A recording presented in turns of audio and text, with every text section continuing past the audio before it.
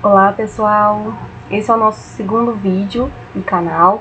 Eu sou a enfermeira Marielle e vim trazer hoje para vocês o vídeo sobre prevenção de quedas, que é um vídeo que acaba dando continuidade ao vídeo anterior, que fala sobre a prevenção de asfixia, né? Então, quando eu busquei estar trazendo esses vídeos, partiu muito mais de uma vivência minha pessoal e profissional também, né?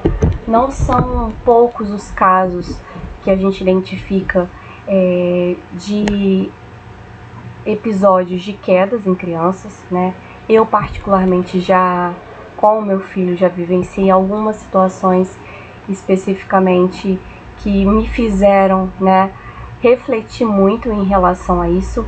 Então, eu acho que é primordial a gente estar passando esse tipo de informação como alerta, né, para os pais de primeira viagem, para os pais que já são pais de muitas crianças, né. Então, eu acho que isso é fundamental nesse momento, para a gente já ir repensando e organizando estratégias, né, da nossa casa, da nossa rotina, né. A gente sabe que tem um índice, né, em números de hospitalizações muito grande de crianças de 0 a 9 anos devido a quedas, tá? E índice de mortalidade também, tá? Devido a traumatismo cranianos e outros tipos de complicações. Então, o que a gente vai estar trazendo aqui hoje é um pouquinho, né, de alguns conhecimentos que eu adquiri ao longo, né, da minha trajetória como enfermeira, de alguns estudos, então, e de muita pesquisa também. A primeira, gente, observação, né, e a primeira dica é que a criança, ela precisa sempre estar, né, sob uma supervisão de um adulto, né? A criança, seja na parte do início da vida, né, nos primeiros meses, e depois também, né? Então, sempre ao brincar, sempre ao estar num ambiente familiar, né, ou até mesmo na escola, o ideal é que essas crianças, né, e esses bebês estejam sempre sob a supervisão de um adulto. Tem estudos que indicam que a supervisão dos adultos, elas reduzem em boa parte, né, o número de acidentes, né, seja no domicílio, seja na escola, ou até mesmo em ambientes externos. Então, a supervisão do adulto, ela é essencial, tá? A primeira coisa, no vídeo passado, eu falei sobre a questão do bebê conforto, né? E falei especificamente do bebê conforto porque foi realmente uma experiência que eu tive particular, né? Então, sempre quando eu vejo pais mobilizando, segurando o bebê conforto, né, com o bebê ali soltinho, aquilo realmente me gela, assim, e me traz a lembrança de quando o meu filho, ele realmente caiu do bebê conforto. Então, mas não só para o bebê conforto, segue o alerta, tá, para o risco de quedas de crianças nos carrinhos, em bebê conforto, nos cadeirões, né, são os cadeirões de alimentação. Então, normalmente, esse cadeirão, às vezes a gente coloca a criança lá, né, e vai pegar a comida, né, e não coloca o cinto. Então, tem que ter o cuidado de estar colocando o cinto nesses cadeirões também. Nessas novas cadeiras, que são cadeiras específicas de balanço, né, essas cadeiras que a gente coloca próximo do chão, né, tem muitos números de crianças também que sofrem com na verdade, a movimentação dessa cadeira, né? Às vezes a criança é um pouco mais agitada, então essa cadeira vira. Né? Então tem que ter muito cuidado, gente. Colocar bebês em cadeiras, em bebê conforto, em carrinhos, tem que ser especificamente com o cinto, tá? Outra coisa muito importante também é nunca deixar os bebês sozinhos, tá? Desde a organização da casa, desde a organização de trocadores e de onde vai colocar, onde vai trocar a fralda desse bebê, é importante que a gente tenha o cuidado de estar sempre deixando tudo à mão, tá? Tem que estar sempre deixando tudo próximo, porque no momento, né, cerca de segundos que você deixa o bebê sozinho, em cima da cama, deixa o bebê sozinho em cima de um trocador e vai buscar uma pomada, vai buscar um lenço umedecido, vai buscar uma fralda, a gente acha às vezes que a criança, ele ainda não está se mexendo muito bem, então, eu vou lá pegar. Não façam isso, tá? Sempre se planejem antes de fazer alguma coisa. Se vai trocar a fralda, né? Não tem a questão de, eu vou lá trocar a fralda, né? Pegue todo o material primeiro, antes de ir trocar a fralda, coloque próximo, para que você não tenha a necessidade de deixar o bebê no trocador ou deixar o bebê na cama sozinho.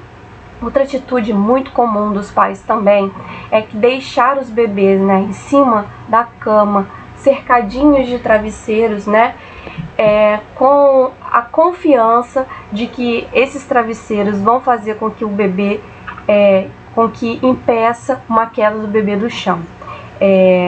Com a minha experiência profissional, né, eu já recebi muitos casos de crianças, né, relatos de pais que falaram: nossa, Marielle, o que acontece? O que eu faço? Né? O meu filho caiu da cama.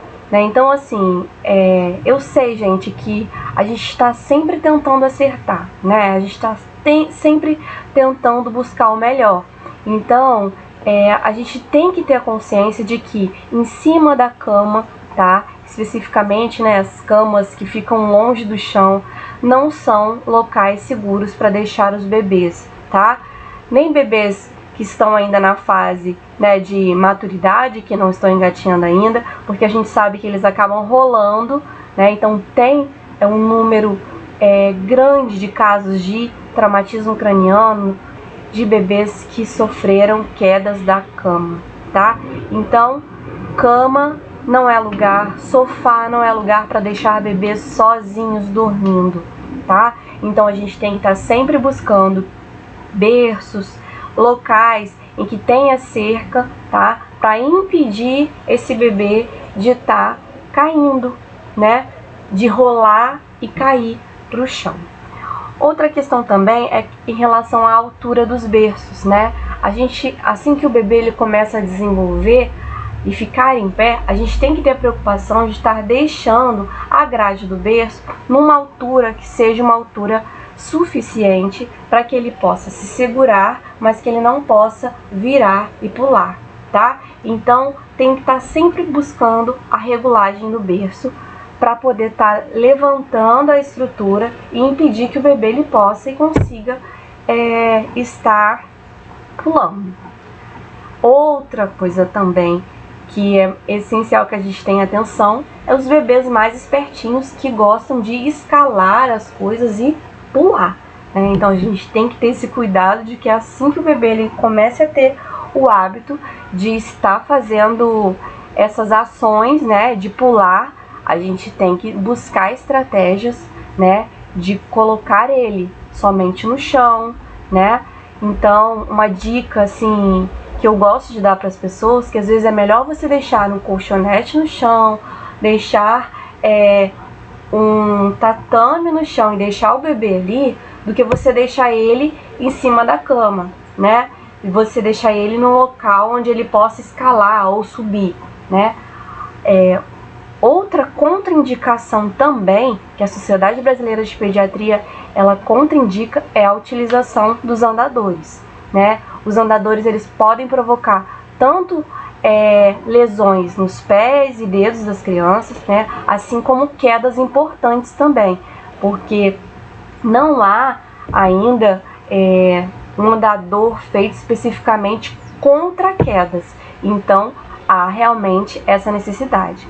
Fora os problemas ortopédicos, né? Porque você acaba colocando a criança em cima do andador numa fase em que às vezes ela ainda não está com os ossos e com a musculatura preparada para estar firmando os pés no chão, né? Então a criança acaba ficando com as pernas arcadas e acaba precisando futuramente de buscar atendimento ortopédico, né? Utilização de botas, por conta dessa iniciativa, né, forçada dos pais de colocarem as crianças por muito tempo sendo suspensos pelas próprias pernas, tá?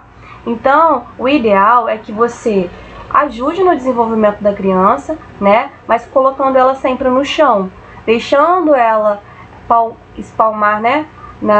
Nos locais, nas paredes de casa, né? Protegendo sempre as quinas, né? Mas o chão, ele ainda é o local mais recomendado para a gente deixar os bebês e as crianças, tá?